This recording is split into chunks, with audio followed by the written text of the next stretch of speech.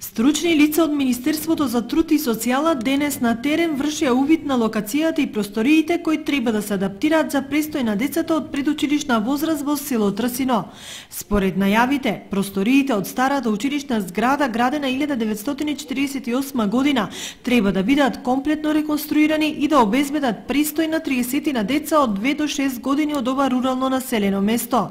Селото има околу 700 жители, 40 ученици во подрачното училиште кој е нова градба, но иако е рурална населба, важи за едно од местата со најдобар наталитет по број на жители. Владиниот проект за изградба на 13 градинки во руралните населени места е добре дојден, посебно за помладите родители. Да, мисля дека има потреба. Има ли многу деца за во градинка според вас? Мисля дека има. Селото највишко, значи и тие што се по странство враќаат се, мисля дека има.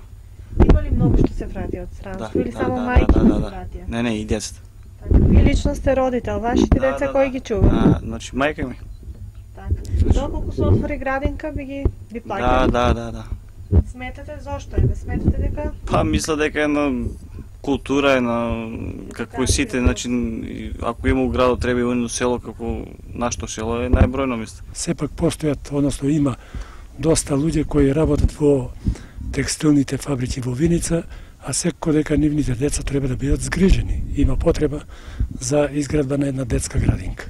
Адаптацијата на занимална и спална со санитарни јазли ќе биде сосема доволно за секојдневен престој на една група од 20 до 30 деца, колку и што се очекуваат. Еве денес како овде гледате имаме представници од Министерството за труд и социјална политика со кои директно го разгледуваме објектот кој треба да се реновира и да се претвори во безкидина во детска градинка во која ќе се згрижуваат децата од 2 до 6 годишна возраст од Трсино и околните села.